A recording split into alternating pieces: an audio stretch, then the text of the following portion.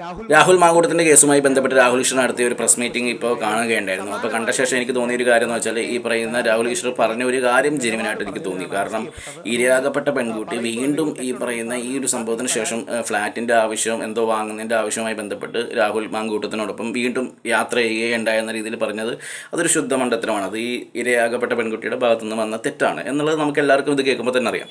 അതേപോലെ തന്നെ പിന്നെ പറഞ്ഞ പുള്ളി പറഞ്ഞ കാര്യം എന്ന് വെച്ചാൽ ഈ ഭർത്താവ് ഇരയാകപ്പെട്ട പെൺകുട്ടിയുടെ ഭർത്താവ് ഈ രാഹുൽ ഈശ്വറിൻ്റെ ഒരു സപ്പോർട്ടിനെ എല്ലാം വെച്ചുകൊണ്ട് പറഞ്ഞുകൊണ്ട് ഒരു വീഡിയോ ഫേസ്ബുക്കിൽ പോസ്റ്റ് ചെയ്തതായിട്ട് പറഞ്ഞു. അപ്പോൾ അതിങ്ങനെ പറയുന്നതോടൊപ്പം തന്നെ പറയുന്നുണ്ട്, ഞാൻ വീണ്ടും ഇങ്ങനെ എന്താണ് ഇരയുടെ പേരോ അല്ലെങ്കിൽ ഈ പറയുന്ന ഭർത്താവിൻ്റെ പേരൊന്നും പറഞ്ഞിട്ടില്ല, അതുകൊണ്ട് തന്നെ ഇത് കേസെടുക്കാൻ പറ്റില്ല എന്ന രീതിയിലൊക്കെ പുള്ളി ഇങ്ങനെ ഡയലോഗ് അടിക്കുന്നുണ്ട്.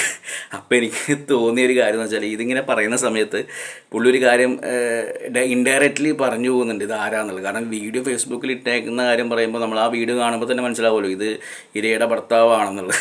അതായത് നമ്മുടെ മാസ്റ്റർ പീസ് എന്ന് പറഞ്ഞ സിനിമയിൽ ക്യാപ്റ്റൻ രാജുവിൻ്റെ കഥാപാത്രം ഒരു ഡയറക്ടറായിട്ടാണ് വരുന്നത് മമ്മൂട്ടിയുടെ പടത്തിൽ. അപ്പോൾ ആ സിനിമയിലൊരു പ്രസ് മീറ്റിംഗ് നടത്തുന്നതായിട്ടാണ് സീൻ ക്യാപ്റ്റൻ രാജുവിൻ്റെ. പുള്ളി വന്നിട്ട് ഇങ്ങനെ ഈ സിനിമ ഒരു എന്താ പറയുക ത്രൂ ഔട്ട് ഒരു കൊലപാതകം നടത്തുന്ന രീതിയിലുള്ളൊരു സിനിമയാണ്. അത് കൊലയാളി ആരാന്നുള്ളത് കണ്ടുപിടിക്കുന്ന ഒരു സൈക്കോ പരിപാടി അങ്ങനെ എന്തൊക്കെയാണ് പറയുന്നത് പുള്ളി. അപ്പോൾ ഇതിൻ്റെ കഥയിൽ വരുന്ന ഒരു സംഭവം എന്ന് വെച്ചാൽ ഈ കൊലയാളി ആരാന്നുള്ളത് തുടക്കം മുതൽ അവസാനം വരെ കണ്ടുപിടിക്കാൻ പ്രേക്ഷകൻ കിടന്നിങ്ങനെ ചിന്തിച്ചുകൊണ്ടിരിക്കും. അപ്പോൾ അങ്ങനത്തെ ഒരു കഥയാണെന്ന് പറഞ്ഞിട്ട് ഇത് ചെയ്യുന്നത് വേറെ ആരുമല്ല എന്ന് പറഞ്ഞിട്ട് ഇതിൻ്റെ പ്രൊഡ്യൂസറും എൻ്റെ സുഹൃത്തുമായ ഷാജോൻ്റെ കഥാപാത്രമാണെന്ന രീതിയിൽ പുള്ളി ഈ പ്രസ് മീറ്റിംഗ് നടത്തുന്ന സമയത്ത് എല്ലാവരുടെയും മുമ്പിൽ വെച്ച് ഈ ഷാജോൻ്റെ കഥാപാത്രത്തിനെ ഇൻട്രൊഡ്യൂസ് ചെയ്യുന്നുണ്ട്. ഇതാണ് കൊലയാളി എന്ന് പറഞ്ഞിട്ട്. അപ്പോൾ ഇതിങ്ങനെ കൊലയാളി എന്ന് പറയുമ്പോൾ തന്നെ അറിയാമല്ലോ ഇതാരാ കൊലയാളി എന്നുള്ളത്.